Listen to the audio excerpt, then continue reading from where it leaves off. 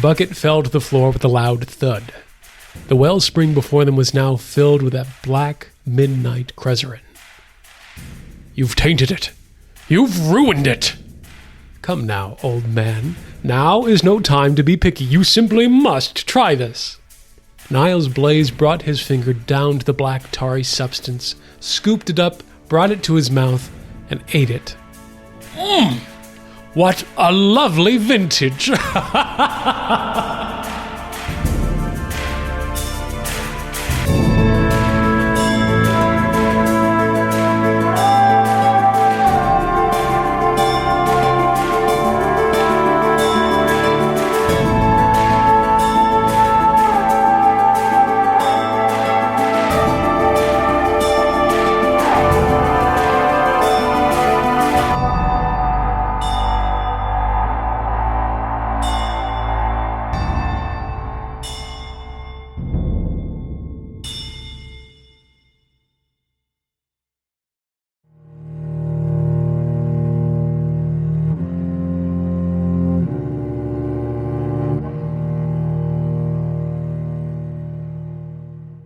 Luca, you rush down to Psybin, where his quarters are at. You knock on the door. Do you knock on the door? Is that kind of the policy? You have orifices where you come from. Yeah, he would have to open the sphincter to come see me. Yeah, no, I just walk in. All right, yeah, you walk in and you see Psybin's tangled up, so he's just become like this, like gravity mass. Gyroscope. Yes, exactly. I kind of just on the carapace, just Psy. What's up, Luca? So I was wondering that, you know how you did like your like spore thing with Eve, and then she was like, "Oh, I'm better-ish now." Yes. I think we need to do that because like I've been like remembering things that aren't me, but they're me. You know we have done this before, right?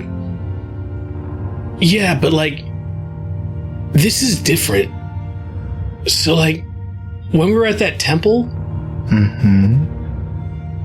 like I was remembering things about that temple. Like I had been there before. Like the Keepers of the Sun. I think one of the past me's was involved with them. And this isn't like the other times where I remember how I felt, but I kind of remember some of the things that happened. Oh. And if we're going to be going up against these guys, like maybe I need to remember more. I see your point. We can try. Yeah. And he'll like start to untangle, legs unfold out. Yeah. Stands up. We're going to have to lock the door. Because no one should walk into this. You walk over to the door, you lock it. You know the drill. Well, you probably don't remember the drill. No, that was the me before me. That's right, that was 2 years ago. Yeah. Alright, so we're about to do a trip into your past, Luca. I'm gonna try. Drug warning. I will give you a timestamp jump to after this. Jump to 5:17. You both get comfortable in the room. Go ahead and mark your spores. And mark your trippy spores as well. Oh, I had to mark both. And because one of your drives, Psybin, is to give people spores, this is going to mark. Hey, minor! And so we were actually just talking in the break. We're going to combine these two abilities the next time that we do this. So instead of marking two aspects, you will now have one aspect where you can release your spores and they will be psychedelic. Welcome, buddy. You did this. This was it. Luca did this. Yeah. That's what he was trying to do. I think the spores release, and you are concentrating on getting as much out as you can. You're doing a very high dose here. And so the room... Oh, yeah. Because he's had it before. Yeah. The room starts to fill up, and as you start to breathe, Luca, like, you feel the spores, like, start to fill your body, of your lungs. They take over, like, they start to plant themselves onto you, and you start to feel like your arms kind of go a little bit numb, and everything feels soft, and you lose your connection to the reality that you're in. And it feels like you're having an experience. Both of you go ahead and give me a roll to see what we can get out of this. Build your pools. Sorry, Sam has my dice, so... Yeah, your dice. Will has been rolling Sam's dice all day. However much you'd like. Too many sixes, I can't roll this. Thank you, though. So go ahead and build a pool. For Luca, you specifically, I would build a pool to... I'm going to add a whisper to this to help him out. Okay, give me 1 second. So for Luca, you were definitely going to try to be like doing history stuff, like try to dive into your stuff. And I think, Psybin, you're going to try to maintain... You're going to be the guide on this. Yeah. So to kind of like help maintain any like mistakes or anything that's going on. So both of your roles will affect one another. It's not, I'm going to take one role, what's the best. It's both of these are going to affect one another. Okay. So if you get a conflict and he gets a success, then your success will be successful, but a conflict will happen or vice versa. Just putting that out there. You want to use a whisper. I do. I want to use Between Two Worlds. God damn. All right, cool. It's just too fitting. Gotcha. Two worlds, one family.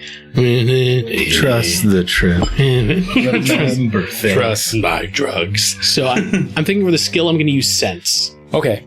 And I mean, it doesn't matter which edge I use, but I'm thinking either sharp or instinct. Sharps or instinct. It's your call. Whatever you like. Sharps or instincts. Yeah, I'll let you decide. I won't tell you what's going to happen if you choose one or the other. Well, when you phrase it as ominously as that, I know. Now I'm making me think about it.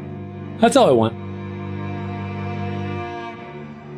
I'm gonna say sharps because Luca is trying to like focus and like to remember specifically, not just kind of going off of I'm gonna let it flow and see what happens. He's really. You're trying to connect into an experience. Yeah. You're specifically drawing on your time with the Keepers of the Sun, because you know it's somewhere in you. Yes. Yes. Gotcha. What are you going to be doing, bud? Easy peasy. This is Tides. Tides. Yes. We're going to delve into his past. Delve. And then the Whisper. And then the Whisper, which adds a dice. Perfect. So Whisper adds 1 die, correct? Yes. Great. Rolling, boys. Yahtzee. 6, 2, and 1. So that is a success. Cool. 2 5s, a 3, and a 1. 2 5s, a 3, and a 1. Perfect. As you guys are sitting, the room is now like you cannot see through the spores. It is so dense. It is like you are swimming in this room filled with these just tiny little specks of dust. Of me. What's happening, man? It comes to you very quickly. You release the whisper and it emanates loudly in this room in this low tone. Between two worlds. And Luca, you're there. You're in it. You are, it's not a memory. It's not a dream. You are standing in the room. You're standing in the sphere room where you once were. You look down, you're wearing the cloak, the robes, with this golden insignia of the sun on these gray cloaks. What do you look like? What does this pupation look like? Whereas Luca is much more, I mean, as much as a moth can be a free spirit, Yeah. kind of that like very roughly unkempt, just kind of like, hey man, I'm cool. Yeah. Whatever. This version of Luca is very refined. Mm-hmm. Her fur is like kind of golden blonde. Yeah. It's kept much shorter, much more well-groomed. She has 2 long purple antennae that just kind of flow back, and they're not just all over the place. They're very much kept to style. Very tall, very elegant, but in a way that's also demanding of respect. Gotcha. You're using she, her pronouns? Yes, this version of Luca is using she, her pronouns. Gotcha. What is her name? This life of... Her name is Sariva. Sariva. You are Sariva, standing in the sphere of protection. Your fur, your appearance is deserving of this place. That is something that you know. You are walking in march with a handful of other Mothrans that have chosen to become followers of the sun. And you are doing your penance. There is a belief that you hold that there was once an image of what was, an older world. And it's a world that sounds remarkable. I think today you studied the phrase freeways. And I think you're still kind of wrapping your head around what a freeway is. Fascinating. And I think there's a lot of like that kind of like processing of you're getting all these words that you can't really put pictures to. Like how do you describe to someone like what was if they've never seen it? And so I think that's what has drawn you in of like there was this storytell, this fascination, this dogma of a time that was once unlike your own. And I think you're doing this penance as you're walking through the sphere of protection. And all around you, there's Ardents, which you know are not keepers. They are also followers of the sun. And they are doing their penance as well. You start to look around and you see like you are one of the few selected Mothrans to be here. There aren't many other bloodlines in this place, save for Ardents. And as you look around, people are gathering here. Through the big doors and through the sphere, like you see openings kind of start to open up and people let down ropes, ladders. People start climbing up through the space to come to this middle pillar, this middle space. And as they do, they hum and speak and talk, and all the runes in the walls start to light up as you chant to make your chants, and the room grows brighter and brighter. And it's then at the very end of the hall, where Luca once knew as that big great mud pit, is actually a continuation of this marble walkway filled with these bright sconces of blue flame. And then you see what you know to be the wellspring, the source of truth, there waiting for you. And you were waiting for the Keeper of the Sun to come in and grant a wish for someone in this moment. You're standing there. You feel that. You know that. You're faithful to this. You believe in this. You sacrificed a lot to be here. You sacrificed everything in hopes to be someone who's blessed with a wish. As you're thinking about that, how worthy you are because you've given up so much to get that wish, I think you hear it. You hear the keeper come out. And he's standing at the end of the hall, and as he stands, he's arms outstretched, the cloak is down, the black-figured outline against the illumination of the room behind him that contains the wellspring, and people cheer as he appears. And then another one appears, and then another one appears. And then they start to walk, and they are followed by several other Keepers of the Sun. And they walk and march, and as you do, you start to chant. That's what you see. Do you have any questions? As I see these things... Yeah. Am I seeing them as Sariva, or is part of Luca also seeing these things? I think in this moment you're seeing it as Sariva. As Sariva. Yes. But because Will got a 5. What's up, girl? Luca's there. Luca's in Sariva's mind. And as Sariva, it's very unsettling to have this voice that what does Luca say? What was first a moment of, like, elation and what felt like a culmination of a life's work to finally be in the presence of these keepers. There's a sudden wave of embarrassment that sweeps over her because she's feeling like this is a moment that she's wanted her whole life. Like you said, she's sacrificed so much for. She's devoted herself to the teachings of the keepers, the following of the keepers, the learning of the old world. You know, discovering what a highway was, learning the word automobile. Yes. And now, an inexplicable sense of an intruder in that memory feels unearned, and like I said, an embarrassment to her that she's worked her whole life to this, and now someone else is profiting off of it, even though they're not there, but they are there. There's an intruder. Yes, I think that is it. Roll to gain composure. We're going to use your same stat sheet. So to regain composure, grace and flourish. Grace and flourish. Keep your composure. Learning about the scripture of Full Metal Alchemist. It's a 6 with 2 3s. 6 with 2 3s. Oh, also there were 2 5s on mine. Yeah. Let's talk about twists for a minute before we get into this. What is the twist coming from Psybin here that is influencing this moment? I mean, my thought was that Psybin's also here. I kind of love that. Okay.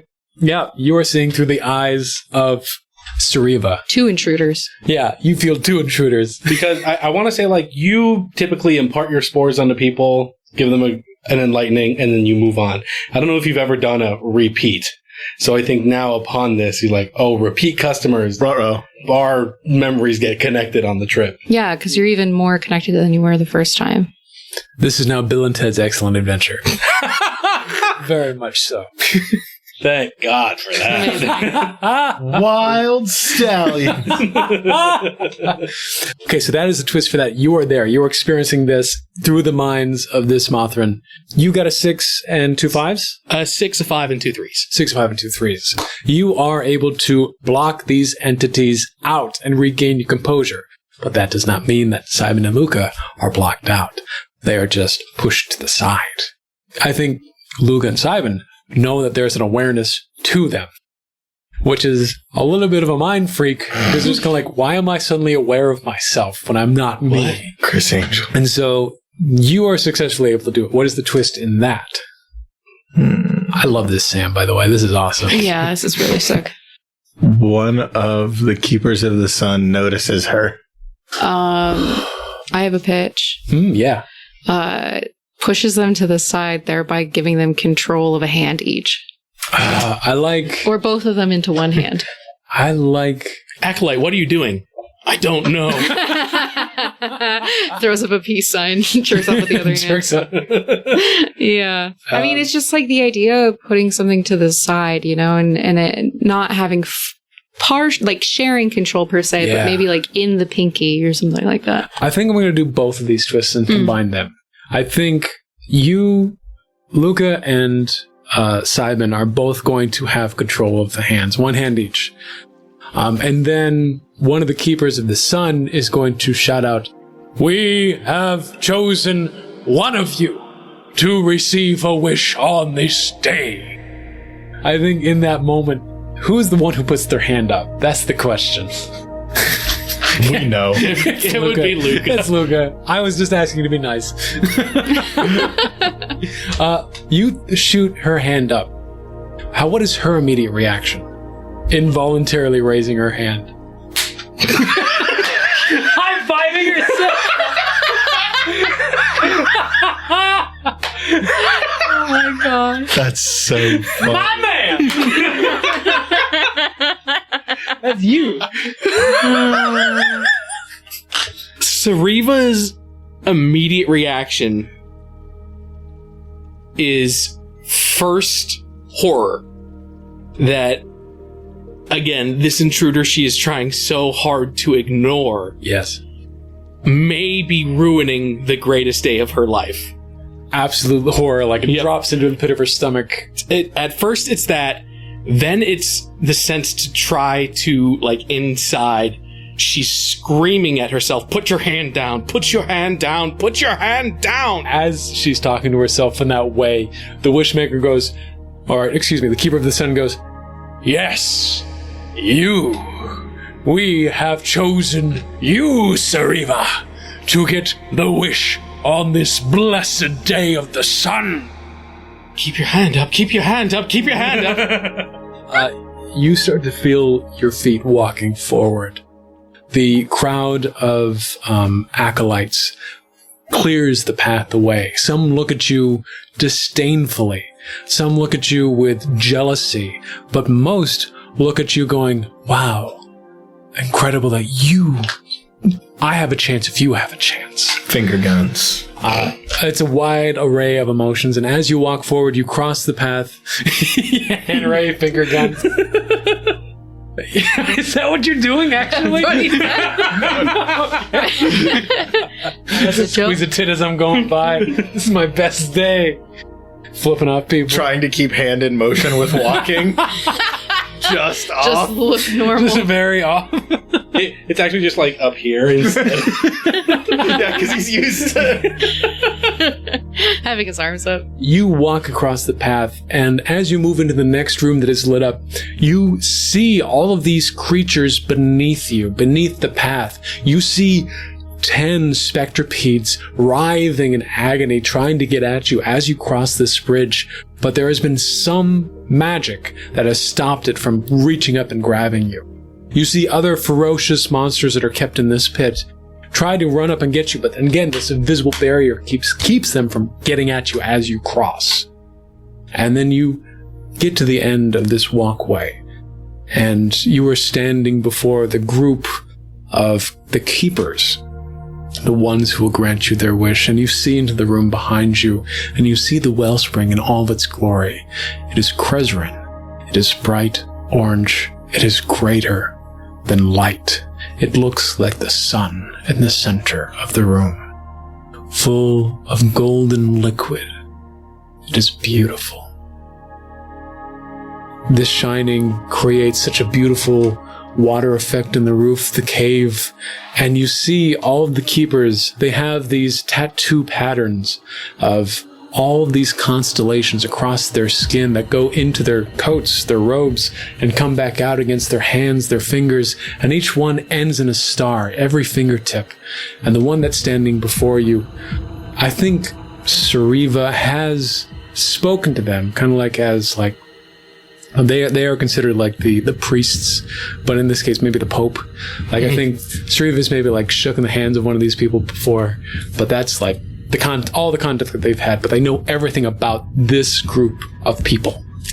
The one in front of you speaks to you and says, Sariva, you've been a worthy apostle, learning all that you can about the ways of old. And we have taken a great deal of interest in what it is that you wish for. Oh, not necessary. Yeah. She reaches out her hand to shake, and he goes, oh, not at all. Not necessary. What is it that you wish for today? On your day?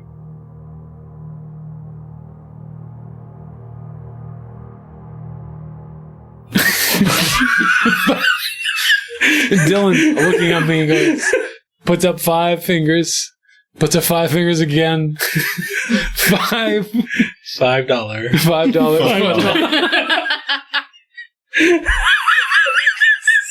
Stupid. I hate you so much. What does Sariva say? Trying to think what Sariva's wish would be. This may take a moment. It's a hard question. Yeah. I mean, like, we could just start asking you questions about her. See if that helps. Yeah. I mean, what did she sacrifice? You know? What is it that she had that you think would have been worth anything to these guys? She literally gave up any connection she had to family, to friends, because she believed so deeply in the Keepers of the Sun and their ability to grant wishes to those who followed them.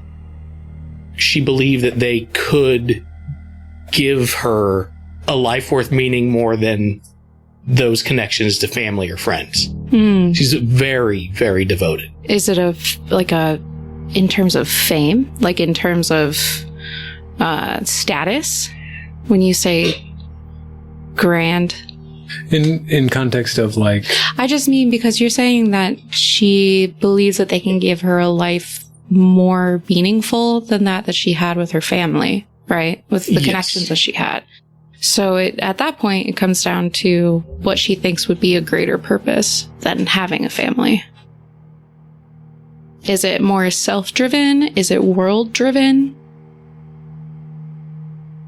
In her mind, I think she believes it's world-driven. Mm-hmm. She wants to leave an impact on the world that changes it forever. And in her mind, she thinks in a better way. But because of that, I think for her, it's the need to be the one that makes that difference more than the difference itself. Right. Yeah. So it's mired by that unrecognized selfishness. Right. So what's the thing she wants to change? Well, that's the thing. Now we know that it's supposed to be something very grand and very world-changing. Mm-hmm. What do they hate the most about the world? I think I know what this wish is. I don't know how far back you believe this all. Hey, Jeremy Bear Me, baby. Jeremy Bear Me. Because I dot? think what she hates, or not hates, but is so against, is the division of people. She may not recognize that division comes out of like the fundamental differences between groups and what they want and what some see as wrong and some see as right and some see as justice and others see as crime. She is very much not looking at the finer details of things, just like, no, the world is divided and these people can bring us together.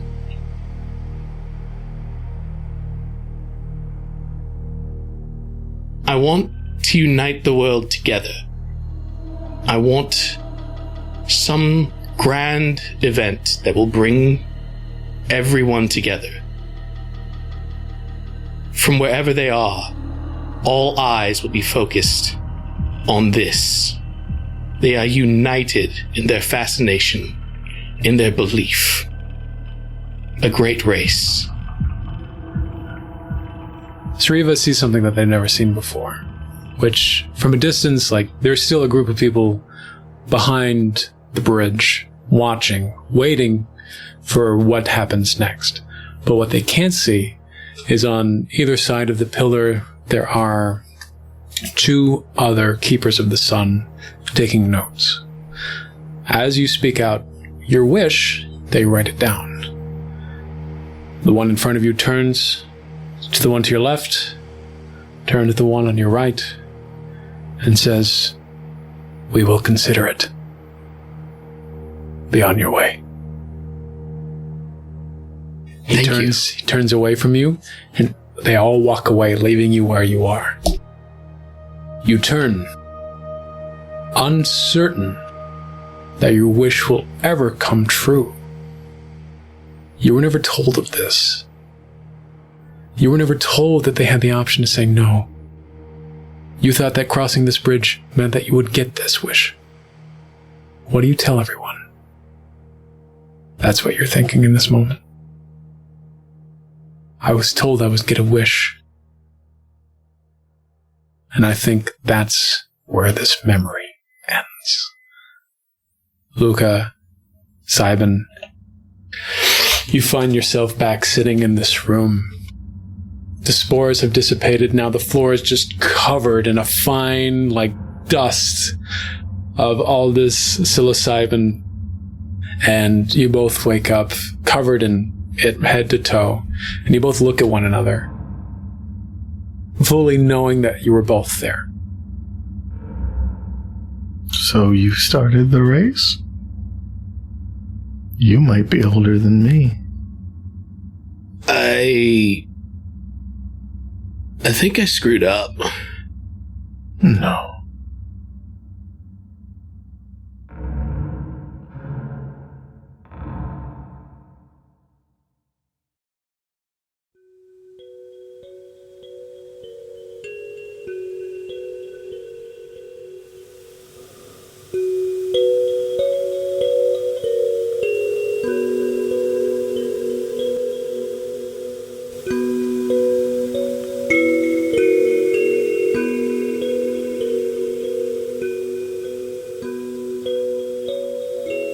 The night below the Thrash, aboard the Helvetica, is quiet and uneventful.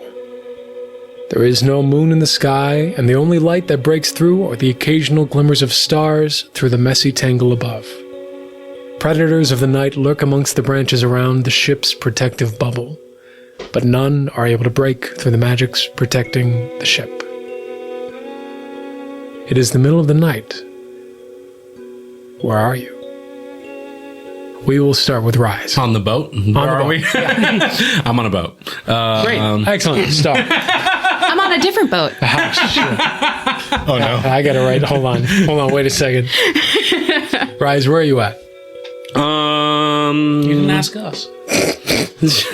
Shut up. Where am I going to be? I'm going to check in on the crew. I'm going to make sure everybody's like settled in. Or maybe Again, it's like late at night. This is late at night. Most of the crew that's on the Helvetica has already fallen asleep. Okay. Already in their quarters. Are we above the? We're under. Right We're now, under. right? Okay, we're still under the eaves. Okay. So you're able to go topside. There is nothing stopping you from going topside of the ship. I'll go topside. I'll see how I want to see how the crew works. You know, kind of The midnight crew. Remember what a crew looks like. Wow. Damn. The ghost crew, skeleton crew. You try they're to dead. drive Morca. I'll say You're right. I'll say because you were already topside with Eve, I think you guys kind of just stayed at the bow of the ship and watched as the ship was moving through the tangle until the sun set. And Eve, I think, went down to her quarters to fall asleep. We can say that maybe you stuck around to kind of see, one, just like the nature of things on top of the ship. Yeah. And two, just to see how crew operates. Yeah. Just how a bunch of anchored. That's the word. A bunch of anchored operate. And I think at some point we need to have a chat as the crew to figure out what the game plan is. But it's late at night. If Evis is asleep, so we'll have that talk later. What about Psybin and Luca? You guys were last together on your little trip. What happened after that? Because I know this was Psybin's room that Luca met you in. So what happened after this? Where did you guys go to? Gotta clean up the spores like I always do. You clean them up? You don't just let them... Not on someone else's ship. That's messed up. That is rude. Does it Morca? normally, Yeah. Does it normally just like get absorbed into Morca? Yeah, I mean, it's part of Morca. The spores are part of Morca? Correct. Yeah, it's true. That's how Morca's alive. Right. Okay. Morca is legally dead. Legally. Paperwork wise. There ain't no laws on the Wildsea. No. We did say that there's a DMV in the Wild Sea. That's right. There are laws. Motor vehicles. Morca doesn't count as a motor vehicle. Not a motor vehicle. Not yet. We're still working on Do you that go class. to the DMV to ride a horse? It's a class H, all right? For a horse. Morca is a horse. Got it. Where are you guys at? Probably chilling in the room unless you want to get some fresh air up top.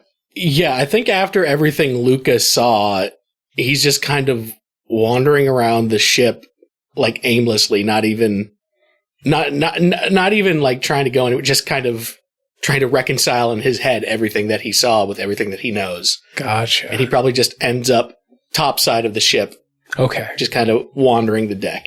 Gotcha. And I'll probably be following at a safe distance to give him space to do his thing, but to make sure he's not messed up from his journey. Gotcha. You guys, you're doing a long night walk. Is it because you can't find sleep after all that you've learned, or is it because you just have a lot to think about? I know that's kind of sounds like one and the same thing, but Yes. But is there like any like emotional like pressure on what you've learned, or is it just processing? I think right now it's mostly processing. Okay. Mostly trying to be like, so wait, did I do that? Also, hallucinogenics make it hard to sleep. Don't do drugs, kids. Gotcha. Thank you, Will. What a wonderful PSA. That's the exact opposite PSA you think you had in the last episode. But my PSA. Don't do drugs on a boat, kids. Unless they're good drugs. Anna, And you're supervised. where is Star at this moment? Well, last we left her, she was sitting in the crow's nest when she had her conversation with Timber. Mm-hmm. Yeah, I think that she is snoring away, still up in that crow's nest. Oh, yeah? Hugging her cheeks, her big backpack that she had made. Because she's used to snuggling with really, really big gnolls mixed with moles. And so I think she needs that, like, large pillow kind of thing. Gotcha. Yeah. Yeah, so you as soon as you got out of that conversation with Timber, what were you kind of reflecting on after that conversation that led you to this sleepy, star-filled night? I think that she got so excited and so amped up that she fell asleep. Mood. I get that. Because she's, daydreaming basically about the idea of what it's going to be like to win. And giving all of these people that she's collected and all the more that she's going to get down the line, their wishes fulfilled, Win the race. You get one wish. Oh, yeah. Scroll. But that's it. That's like what miles Star's and doing. miles and miles. Yeah, That's I love it. exactly what she's doing. One continuous sentence of wish. Yeah. Just saying, I want and We've not seen anything that says the wishes have a limit. We just get one wish. yeah. Yeah, you guys Grammar. are right. Grammar's Semantics. wild. On a technicality. I think... Oh, and snuggling with Boat, of course. Oh, Boat made it up there? I don't think so. God. Dang it. Boat's pretty big. We describe Boat being a That's pretty true. big-sized That's animal. true. Okay. I think Boat is definitely down at the mast. Yeah, scratch that. At the bottom of it. I think you're cuddling up with your pack. Normally you'd be cuddling up with Boat and the pack. Normally that gets close to the size of the family that you were raised with, but still very small in comparison. Yeah. And so I think Boat is sitting, like, sleeping at the base of the mast. There was a crewmate who had to attend the crow's nest to watch for the night, but I think because you're sleeping up there and Boat's down there, I think Boat scared the crewmate away as a source of protection. That's saying something because that guy's already dead. That guy's dead. I mean, the thing was anchored though. It's like, You know what happens when you die as a ghost? You never stop dying. Boat is pretty ferocious sometimes, so. It is very, period. Yeah. It's very ferocious. No, he's soft and cuddly. Ferocious. Yeah. I think, Rise, as you're traversing the top, I think you're sitting at a point, like, I imagine the bow the bow of the ship kind of has like an upper ledge, like you can kind of walk down to the main part of it. And so I think you're kind of sitting looking inwards towards the back of the ship, and you see like everything that's happening. You see like all the deckhands, the midnight skeleton crew, just kind of like maintaining the sails, navigating by the stars, cleaning up what's there. You see Boat sleeping at the mast. You get an idea that Star is up in the crow's nest on the tallest mast. You see Luca. Luca pops out from underneath the galley, walks up from the stairs that lead up to the top. And Luca, where do you go to first when you arrive to the top side of the deck? I think it's the kind of thing where, you know, when you've ever been lost in thought and you're kind of, you're walking and you're not really paying attention to where you're walking other than like, oh, there's like a ledge here, just don't. Yeah. I think that's what Luke is doing. So he probably immediately out just kind of heads towards like the bow of the ship, and as he starts to get towards the end, just kind of turns around and starts going the other way. Right now he's so in his head that he's not even focusing on where he's going, other than just not to bump into things. Gotcha. Fugue state Luca. Yeah. You see Luca in a state that you've never seen him really in. Contemplative. Yeah, I'll probably go up to him and be like, Captain, how are you feeling? See, this is the most conversation we've had where you haven't started talking in the middle of it. Yeah. You okay? Like, physically? Like, yeah. But mentally we're somewhere else? Well, no, we're still on this boat, but like, I'm just thinking about a lot of stuff. What are you thinking about, Captain? Okay, so you know how, like, before I was me, but I wasn't me? I was other me's? I am familiar with the pupation of Mothrans, yes. So, I kind of remembered that, like, I used to follow the Keepers of the Sun. Oh my. And they gave me a wish. Okay. And I think I might have wished the race. Interesting. Well, the you that was. Not necessarily you, Luca, now, but a past life. Yeah, no, not me. Right. Not you. But you before you. Yeah, you get it. I'm just trying to speak your language. Yeah. So, how are you feeling about that? Are you, like, blaming yourself or anything? Well, I wasn't. No, you shouldn't. I just wanted to make you look haunted, and I thought maybe that's what you were doing. No, but now you said it, like, I'm trying to think about, like, what happened, and then you said that, and I'm like, oh, no, yeah, it is kind of, it is, if I did it, it's my fault. Well, no, because that was... Well, not me, but it's my fault, but it's not my fault. No. But it is my fault. No, because you are not that person. But how do you know that? Like, how do you know, like, because that was me before, and, like, isn't that still part of me, even if I'm not that me? Do you feel like that person influences what you do now?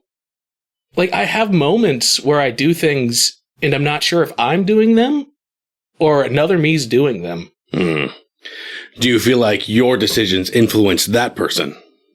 Well, no, because they were then, and I'm now, so, like... Right. So, like, exactly. Wait, can I time travel? Because if I can't, then I don't think so. But if I can, then that makes it a lot more confusing. Well, what is time travel if not experiencing something in the past, whether physically or... Anyway. At this point, you see Psybin. I'm a lot more worried than I was before I started talking to you. Got it. I have to put that out there. Right? No, that's... Yep. Psybin walks up on the ship. You see Luca and Rise talking at the bow of the ship. I'll head over. You walk over, you interrupt a very important conversation. You seem more concerned than before, Luca. Are you okay? I think the race is my fault now. And, trying to tell him it's not. No, it was her fault. Well, yeah, but she's me. Fault is a strong word, because good things have come out of the race, too. Well, I mean, on one hand, yeah, but then, like, we're all... Like, everything's gonna explode, or... Yeah, but that's not necessarily Is the world gonna explode when it ends? I'm still not clear on that. We're not exactly sure. Nobody's clear on that. Luca, at the end of the day, you are only responsible for your own actions. Or the actions of your crew. You are the captain. Even then, every crewmate does have its own autonomy. They are just good crew if they listen to you. Oh god, I don't know if I have a good crew. I think at this moment... You hear a whistle. One of the crewmates who's standing at the helm, you hear him play like some sort of instrument. It sounds like a cross between like a pan flute and like a steel whistle. It sounds very intense, and everybody topside kind of like turns their head. This wakes you up, Star, like you hear it. Not the talking? Not the talking, no. Talking is actually pretty subdued. Nobody started screaming, which is pretty good. Pretty good for this group. Pretty good. And it kind of wakes you up. Not only does it sound like purposeful, but it also sounds wild and animalistic in its way. If it wasn't for the fact that you could look down, everybody could look over and see somebody was playing an instrument, it could be mistaken as some sort of creature beneath the waves. You all get this feeling of like, oh shoot, we are part of an ecosystem down here still. And so this is another way that the ship remains hidden while still communicating on board a ship. All the crew looks towards it. You see the main doors to the captain's galley open up, and you see Captain Tash walk out. You see her walk up to the helm, the person who blew the whistle, the sound, discuss, and she turns her head out and she sees you three, and she gestures you to come over. Star, where are you in all this? Well, I think that from the crow's nest, she has a pretty good view of what's going on below. And I think she sees what she now has fully accepted is her crew. Yes. 3 members of it gathering in a location. So she thinks she missed a very important meeting. And so she's going to scurry down with her bag and try and join the group. Gotcha. As fast as possible. The captain still signals to you. You see movement coming from the top side of the crow's nest, coming down, looking at you, peering. What color is your hair again? And what color are your eyes? Black hair and green eyes. Gotcha. You guys see from above, like, these bright green, curious eyes peering over the crow's nest as you all talking. And then you see a blur of black just fly down the the stairs, like land thud on top of boat, and then scurry up to you. The captain is still signaling you guys to come up to the helm. What do you guys do? Maybe we put this conversation on pause and find out what the captain needs from us. Oh, hey, gang. Sorry, did I miss something? Nope. The race might have been my fault. Huh? What? We're putting it on pause right now. We're going to see what's going to happen. All right. The three of you start to walk towards the captain. Yeah. Gotcha. The three of you start to walk. You notice that Star is following. Man, I wonder what they want to talk to us about. I don't know. It's probably important, you know? Yeah, right? Yeah. It's gotta be Captain. Czar, no offense, but I think they want to talk to our crew. Yeah, that's why I'm here. Oh, That's maybe what's we should wake Eve then. If it's our crew. That's a good idea. Captain, when did we decide to take Star onto our crew? Well, Star asked if she could be on the crew, so I said yeah. That's how I remember it.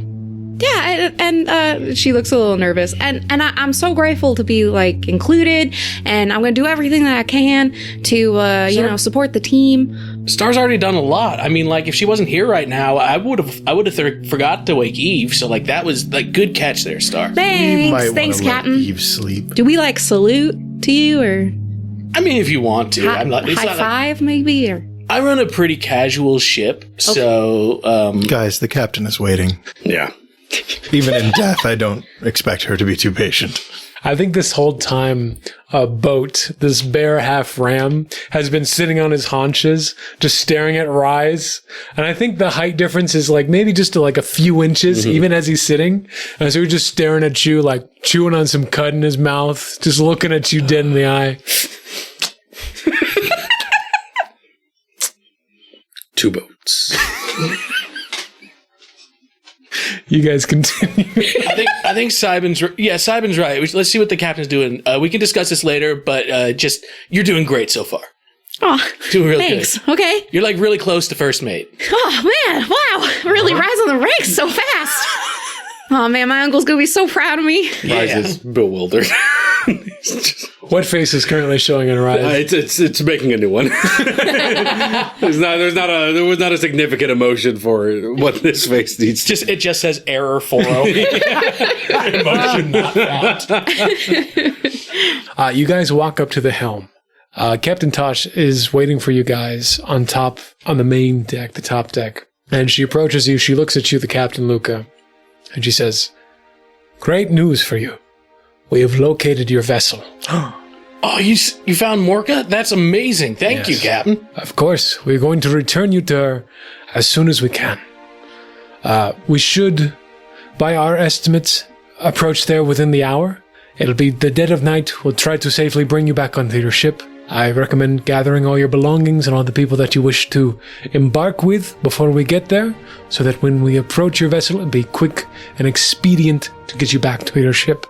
All the people want... Oh, wait, can we ask people to come along? That'd be cool. Well, you said gather everyone we want to bring with us, right? Do you want to come? She looks to the rest of you and she says, "It is my understanding that Star was not originally a part of your crew?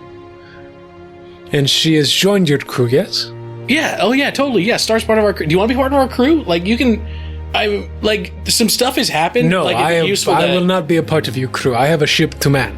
Thank you, though. Okay. Well, like, if you ever change your mind... I would not step down from my position. We could be, like... I'm not... Like, I'd be cool, like, Luca? co-captain things. That's... No. Okay. I hope I haven't offended at all, Captain, to go with another captain. No, I think this is the best choice for you. There's no reason for you to be on the Helvetica. We are saviors. We are not adventurers. Yeah, I mean, I can only pass, like, how you doing so many times across the whole boat. This is true. This is very true. But your other crewmate, Eve, I believe her name is? Gather her as well. If you'd like to wish for other crewmates, they may wish to join you, but most of my crew here, they are, how you say, destined to be on this ship. Okay,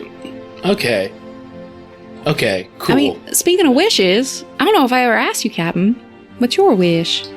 My wish? Yeah. If you could wish for anything, what would you wish for? For anything. Are you speaking of the race? Yeah.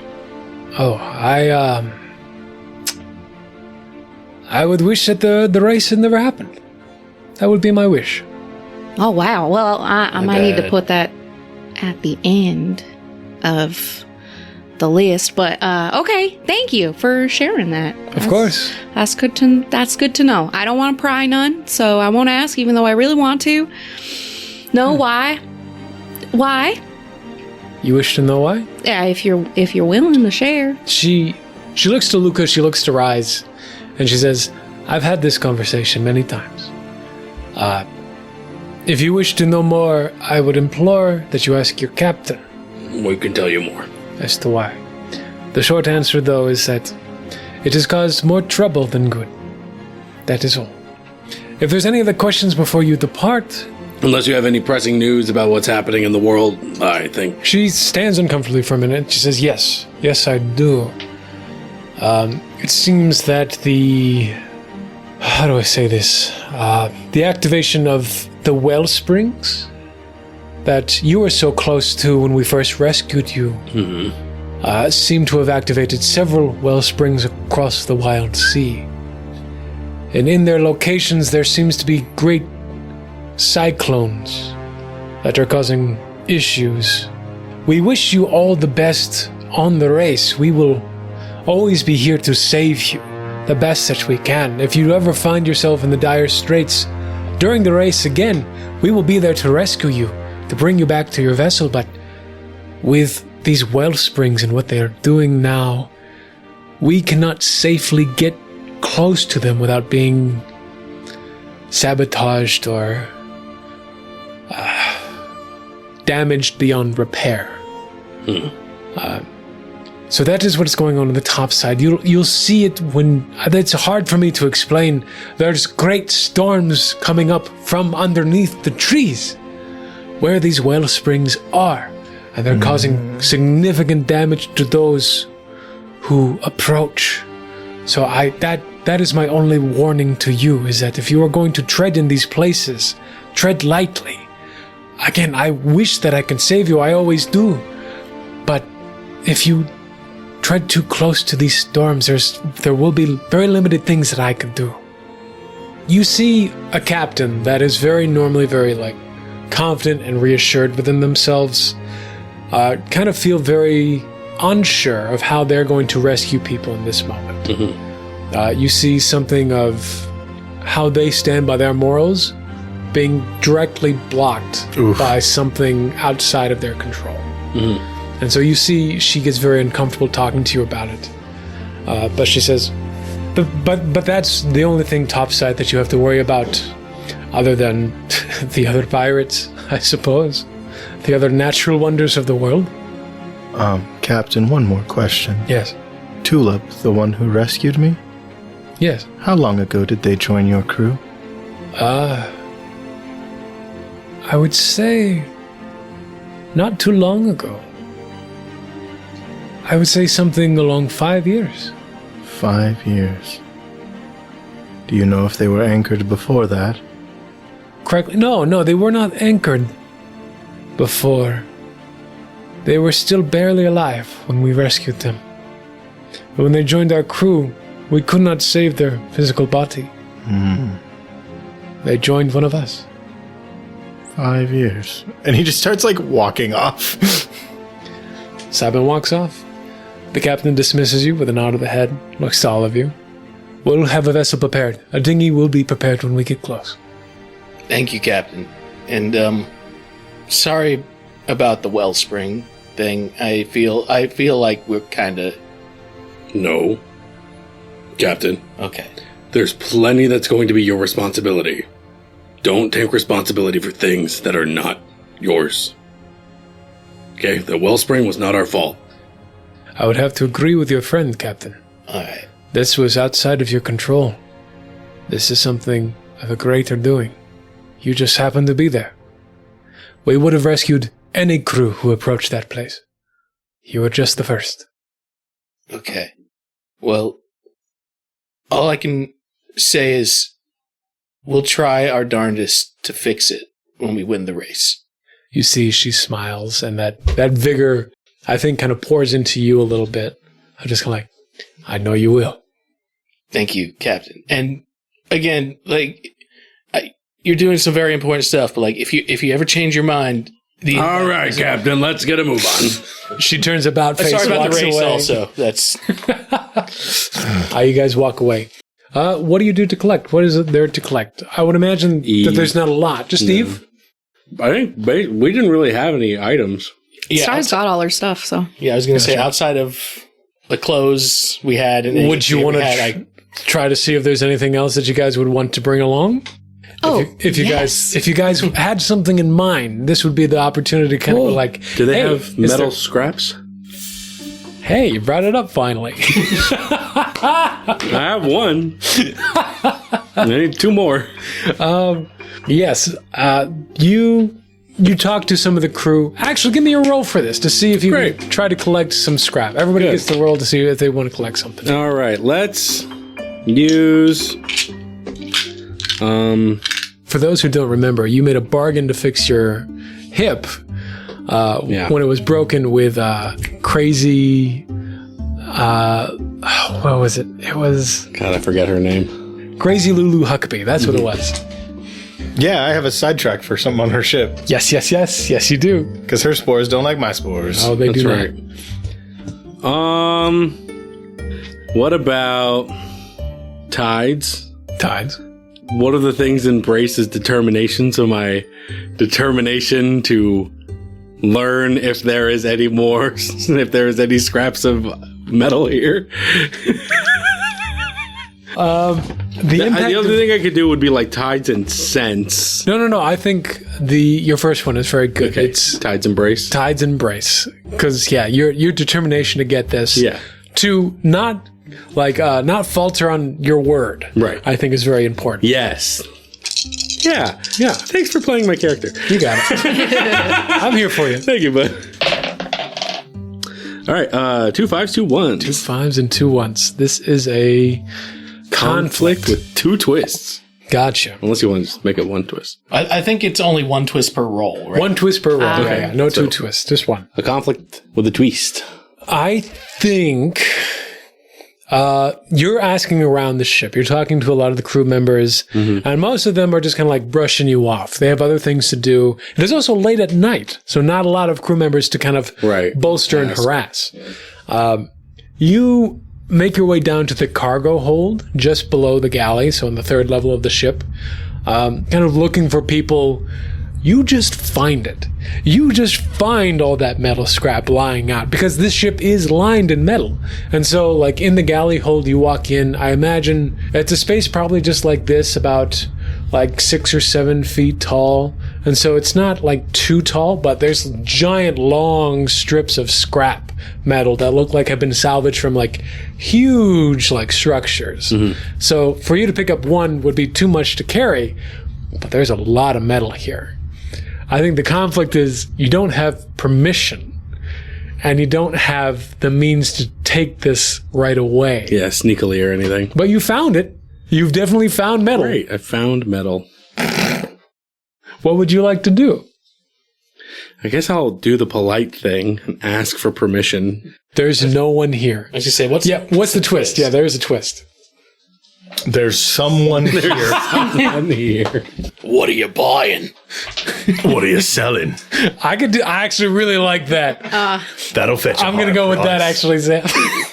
I think lurking in the shadows of the ship, you see this like little toad of a person like cloaked out. He peers out from underneath and he looks like this just horribly deformed gal with like this big toadstool head, but like one half of it is just lopsided, all bumpy. It looks like a growth. And he just kind of slinks out and goes, "You want something?" Are you responsible for all these metal scraps? The guy goes, "I'm the quartermaster. What do you want? Can I take some of this metal? What do you got?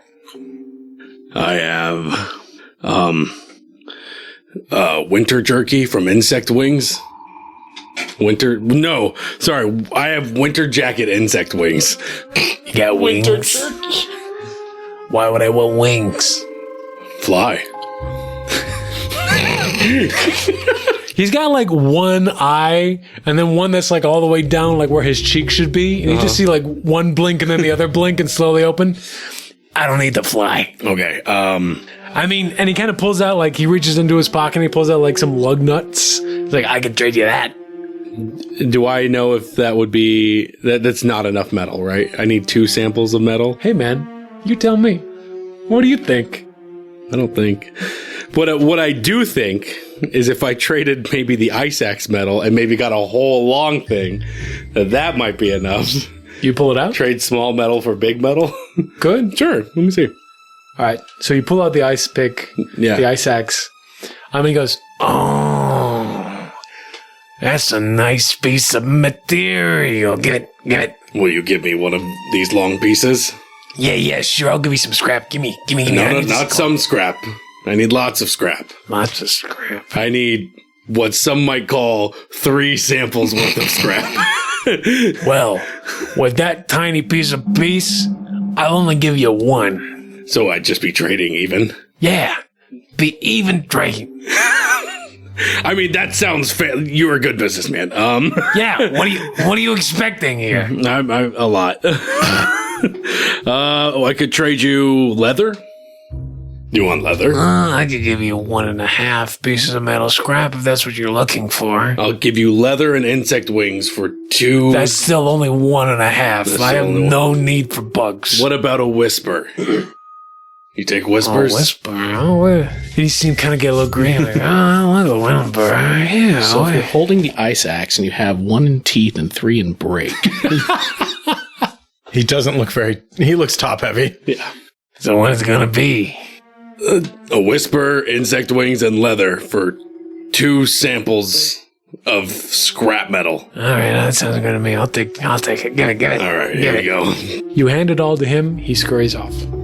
I'm going to take a piece of metal with me. How are you going to get it? I'm just going to start dragging it up. Okay. Gotcha. Never worked here. We're going to say, you could drag 2 sheets of metal all the way up to the top deck. Yeah. And then that'll be stored in your cargo hold when you get to your ship. Right. Yeah, you do that. Okay, great. Cool. You get to the top side. Wait, get a receipt of sale so you can prove that you bought it. He's already gone. What was your name? He's gone. Okay. You just hear it like, God damn it. like in the echoes of the cargo. Okay, great. That's what you get. Keep that on your person for now. Like, make a note of it. That's not something that you can carry easily. So No, I'd leave it on the ship. if you leave it on the ship before, like, you make a point to take it with you, then it'll stay on the ship. Okay. So you've got to hold on to that and make sure that it gets onto Morca. Sure.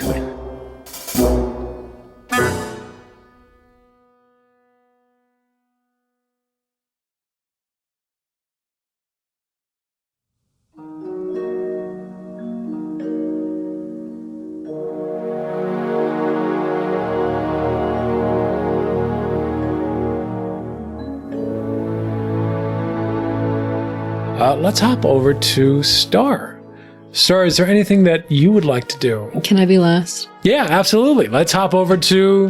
who wants to go first? Luca or Psybin? Go for it, I'll Luca. go first. Luca, what do you got? I think once we were told to start getting everything together, I went down and to inform Eve Yeah. that we're going to be departing soon and to get everything she needs. I Gotcha. made sure that I had everything that I brought with me. Gotcha. And then I think one of the last things I want to do before, situated, getting finally ready, is I want to go back to the brig and see how the Niles Blaze clone is doing. Gotcha. You climb all the way down to the very bottom of the ship once more. It's perfect for you. It's just about your size, so it's not uncomfortable. It's just humid and hot. Again, low light just because of the mushrooms there, but that doesn't really affect you. You can see with your antennae. And as you approach, you see that clothed mass that was the Keeper of the Sun is no longer moving. You can't detect any breathing. You can't sense any life coming from it. Hello? I just look around to see if there's anyone guarding it. No one's here. It's just you, the silence, and a prisoner that is unresponsive. I mean, I think what I'm gonna do is go into the cage with it and hello? And just poke at it. She is at the very back of the cage, so there is no real reaching her, from either side. And again, the cage is butted up against the back of the ship. And so she's hurled herself into a ball where she can't be accessed. The cage is big enough to keep her in, but because Luca's a little bit smaller, you could squeeze through the bars. Should I roll to see if I can do that? Let's enter. Roll to do that. All right. I'm going to go for Grace and Flourish. Grace and Flourish. Gotcha.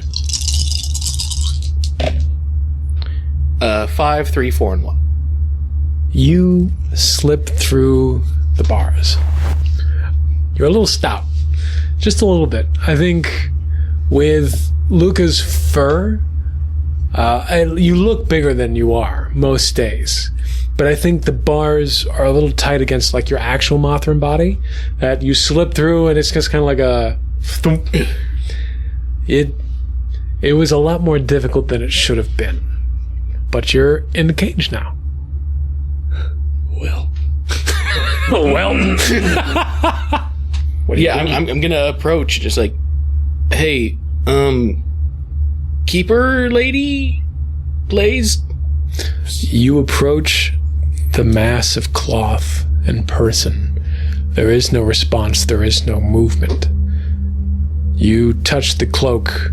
There is something underneath, but it is dense. When you push your hand against to shake her a bit, it is not met with living material like flesh or goop or moth. It is instead met with the hard resistance of bark and timber. She's still covered, though. I'm gonna try to pull back the cloak. You pull back the cloak, and underneath you see that most of this person has been transformed into organic plant material. Her flesh has turned an amber color. You see the rings of wood, that fine finish, this polished wood.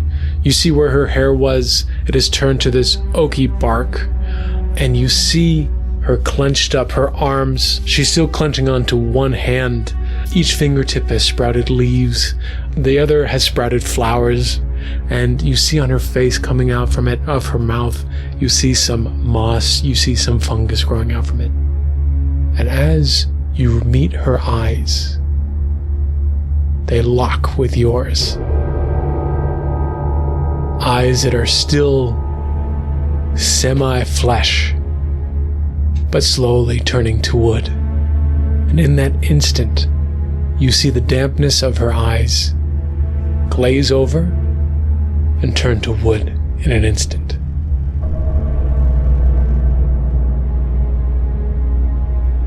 You okay?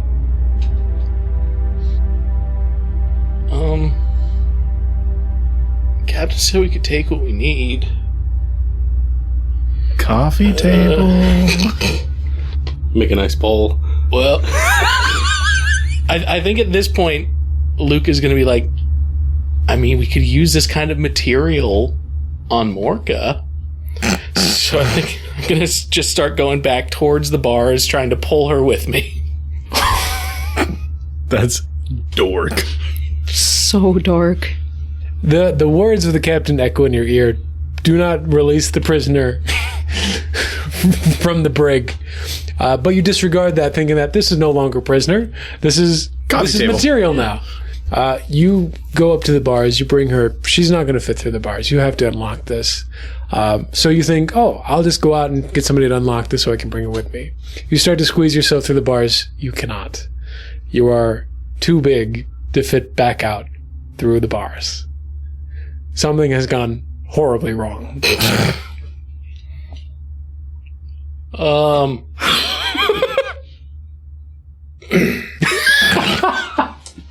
I'm going to reach into my pocket. Yeah. Pull out a tape. Pop it in. Yeah. Plug in one of my braid jacks.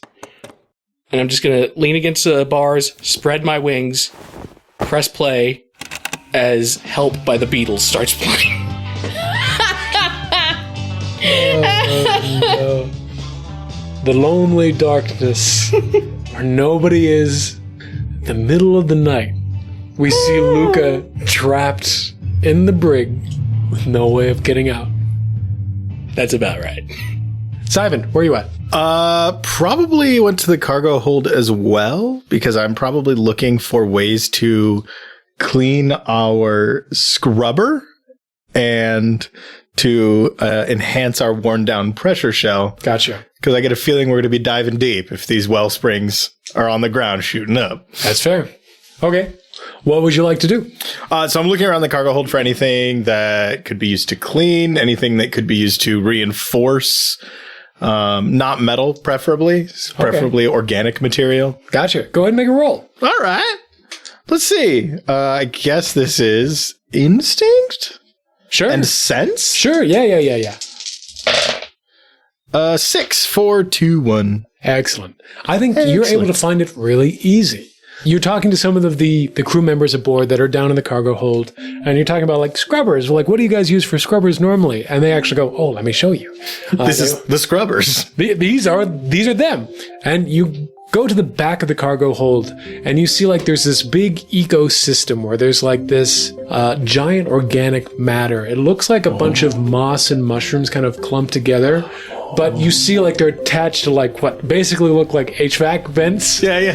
And you just see kind of like, it looks like this giant like heart of this like ship that all of the air that surrounds it or like that is coming into it is processed through this. And so you see like tendrils of moss and waves like blowing out through it, cleaning the air of any contaminants that would come into the safe bubble of the ship. And it's huge. Like it takes up the entire mass of it. This one crew member's like, I maintain it. And you see him like take some like really rusty hedge clippers, some tape around one end, and he kind of like trims off some of the excess. And he says, here, this is for you if you're just looking for it. Thank you. Yeah. And you can now gain a resource, which is organic scrubber material. Resource salvage. Yeah. You guys are doing Or better actually than call I it a am specimen. Let's do it. Specimen. Oh, yeah, because it is organic. You're right. It is organic. Organic scrubber. Scrubber specimen from Helvetica. Just so I know what that is later on. Yeah, you're able to find that. And you're able to gather as much as you'd like. I think the dude is just like, here you go. I think I would just take enough to essentially grow my own on my ship so that our used shitty scrubber can be replaced with an organic one. Perfect, yeah. You're able to do that exactly. Is there anything else you'd like to do in this montage? If I do hear help at all, then that would change. But other than that, no. I have something for Star that might help the person calling for help. And it's kind of why I wanted to go last. Gotcha. Because I do know that's his danger song. I will say... This has happened before. Several times. That means I'm stuck somewhere. Yes. I'll say you're not really present in the moment. Great. That makes perfect sense. I'm in a loud-ass area that's scrubbing, like... And I think you're also amazed at the fact that this is an organic material doing that. I think this is the only organic material on the ship. Yeah. So you're pretty caught up in this moment. Even with your mushroom network of like, you know where Eve is at all times, you know where you now know where Luca is at all times. I don't think you're really paying attention. No, he's just somewhere on the ship. That's fine. I'm not looking at my mini map. So with that, we go HUD off. we go to Star. Star, where are you at? Yes. So the reason why I wanted to go last is because all throughout the time that Star has been on the ship, I think she has been slowly collecting things and putting them in her cheeks, in her bag, as she has been taught to do, and as she was raised. So the only last thing for her is all the social connections that she believes she made on this ship. And so she's going to go to each and individual member of the crew and say goodbye and give them a hug. Okay. And that includes going all the way down into the dungeon and saying goodbye and presumably giving them a hug. I think because it's so late, most of the people that have talked to you, most of the crew, they're in their sleeping chambers, which is just kind of like this big room with like 7 cots stacked on top of one another. Mm-hmm. She goes in. You go in, say, bye, everybody. Yeah. And there's like a mumbling of responses and just like, close the goddamn door. Like, fuck you, go away. Like, have a good time, Star. Those nicknames again. But I think there are other crew that are awake and walking around who give you that hug and say goodbye. I hope you have a great journey. Who are very kind and very invested in your growth. Mm-hmm. There are other crew members who are again cold and standoffish, a little bit more brutish. You get a wide variety of a lot of things, but most of them wish you well on their way. Mm-hmm. You get down to the very bottom to say goodbye to the last person that you met, the prisoner. Get down there, it's dark. The one thing that you notice right away is there's sound. It sounds like there are several people down here right away. And there's instruments, music, and so you're expecting like, oh, suddenly there's like people that you haven't met. Oh, thank goodness, I've got to say goodbye to them. Very exciting. You get down and you look towards the back and you see Luca standing against the bars, holding on to them, his wings like fully flourished, and that sound that you were hearing is emanating from his wings. Luca, I imagine you just standing there. Are you sad in any way, or just kind of like expectant? What is the emotion that you're currently feeling? I think Luca's just like, oh no. I hope someone comes along soon. So kind of like a dog who like knowingly has done a bad thing, and then the owner gets home and just kind of like, oh. Gotcha. Yeah, you see that. Yeah, I think Star's eyes light up and she jumps off boat and runs ahead and comes up to you and is like, Captain, are you okay? Yeah, I'm going to unplug so it's not blasting in your ears. So I'm kind of stuck in here.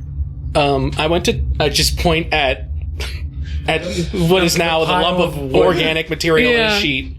How'd you end up in there in the first place? Are you in trouble? Well, I wasn't when I came down here. And I don't know, because so I squeezed through the bars, but it was a little tight. But then it's warm down here, so I don't think I can't get back through. And I just wanted to check on her and see what was going on. And she's just it's just like a wood and stuff now. She mighty odd looking now. I was coming down to say goodbye to her, but you missed. She's gone. Yeah, say goodbye to the whole world, I guess. Yeah. Let me see. Boat is pretty good at breaking down some hard material, so let's see. Hey, Boat, come over here a second. Let's see. Because you got them metal claws and all. Let's see if maybe you can... and also the ram horns, right? And the ram horns. Gotcha. Yeah. Let's see. Boat, can you save our captain here? Because remember, Boat, and she takes his head in her hands.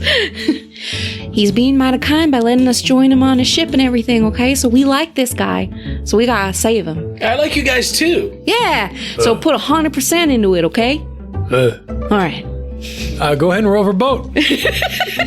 I'll just roll for Boat. Roll for Boat, please. Let's see. So I don't know, maybe I can combine, because she has iron, right? Mm-hmm. Already. So I sort of think of and tell me how you think about this. Basically just using my stats for Boat as if I was doing it. Sure. I could also see it as a command roll as well. I could see if you want to use your stats for what Boat is doing, then I'd say like, yeah, you're gonna hop on him and kind of like control him to do it, like kind of like an excavator rig. Ratatouille, very much so. Yeah. But you can also use like your speech skills to also try to convince him to do what you want. Right. And I do have Watch Wolf as an aspect as well, which gives Boat a close combat range, or like he can attack. Here it is. Deals close quarters spike damage. Okay. So, Gotcha. yeah. So there's a couple of different routes I guess that we can approach with Boat. What would you prefer? Whatever you prefer. Well, what would be the most fun story-wise? Both would be great. If you tried to yell at Boat in this situation, or if you tried to Ratatouille Boat in this moment, it's totally your call. Okay. Well, she did just give that very emotional speech to Boat. So I think we're going to roll for her and see if she can convince him. Sounds good. Sway, for sure. Cool. And then another thing that would help me. Grace or iron would probably. That's what I was wondering. I was thinking iron because it's this like determination and willpower. I would almost say Grace because of the speech that you gave. Oh, I was okay. just going to go like, he's our friend. Yeah. It's just trying to really convince him. Sounds good. So then we'll do Grace and Sway. Cool. Yep. A 4, a 2, and a 2. A 4, a 2, and a 2. So that is a twist, but with a conflict. Uh-oh. I wonder what it's gonna be. I think. What are you breaking into? See, I don't know if this would count as a twist, but just knowing Luca, he didn't have like the forethought to step away from the bars as this was happening. He's still just kind of like watching. Baby. I like the idea that the twist is Luca just like goes, oh, let me get out of the way, slips through the bars and watches it happen. Yes. I'm sold. Fucking Roger Rabbit logic. I couldn't get out until it was funny. Oh no! Yeah, that exactly happened. Yay! He had chose the wrong bars to try to slip back through, which is why he couldn't make it. I think what we see Bear do is Boat. What we see Boat do is we see Boat back up and like start to like scruff at the ground, and you see his claws dig into the wood here and go, and then Luca goes, oh, hold on, gets out of the way, slips out of the bars, stands next to Star. You got it. And then Boat rams into the cage, and you just see the door of the cage just fall down, collapse, be ripped off its hinges. But in doing so, the bars also fall on top of the petrified Keeper of the Sun, which was just behind the bars where he was standing, and it smashes to 1,000 pieces. She ain't gonna be in Wildsea 2.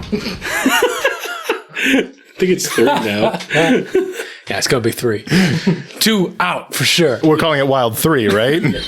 Because if we don't... Welcome back to Wild 3!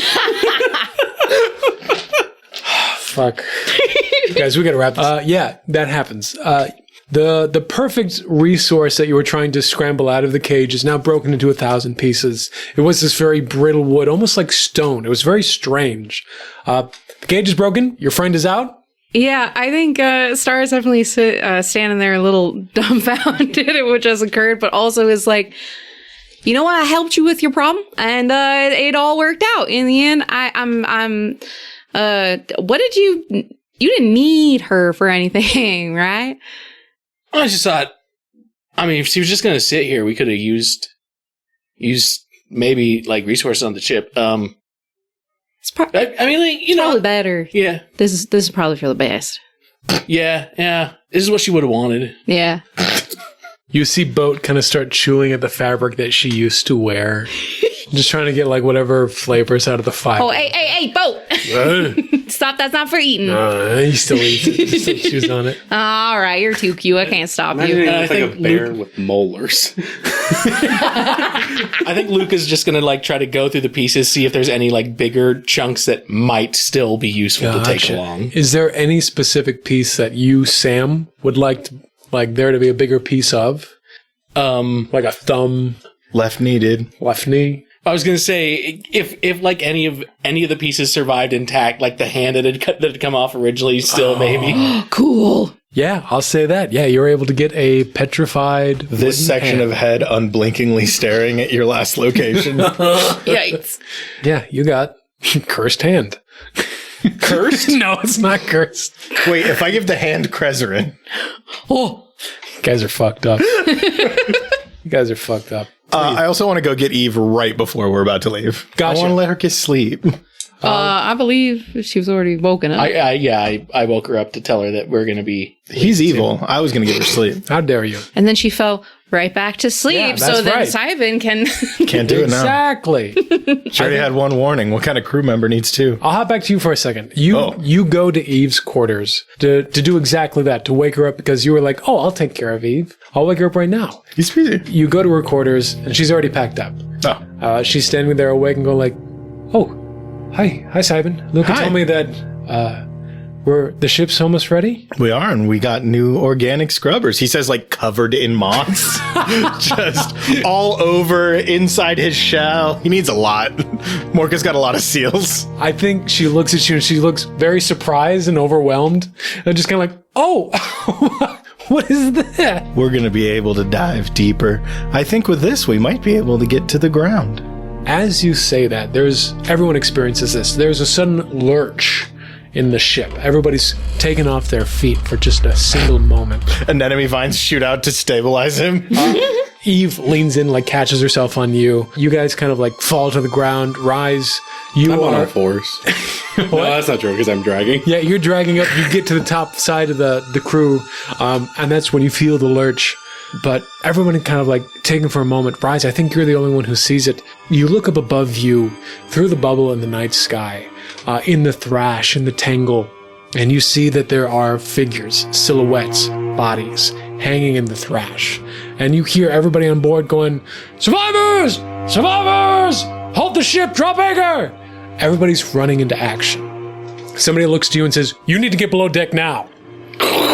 You drag it with you. Just let go. Yeah, I guess I could do that too. I think as you're trying to drag it, people say like, "Let it go! Drop it now! Get down!"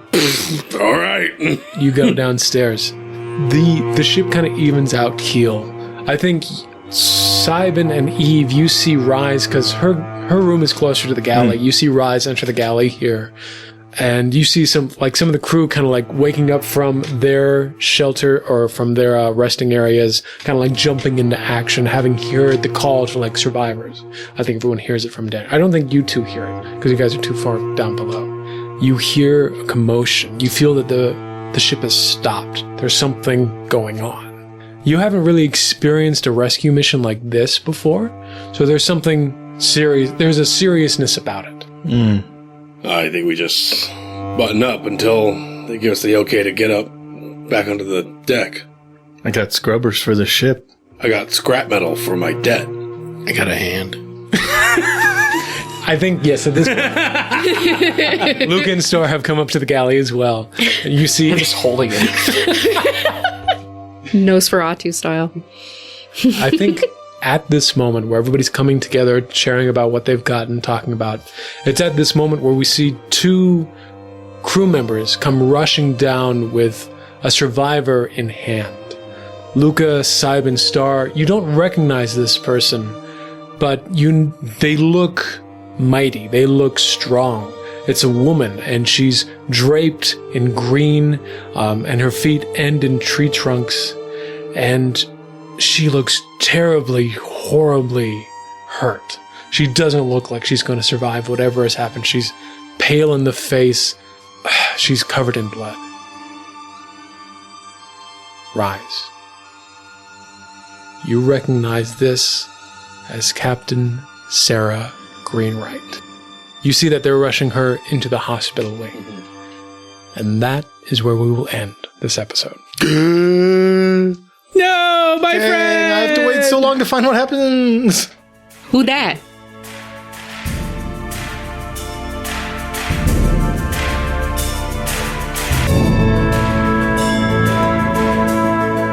Thank you so much for listening.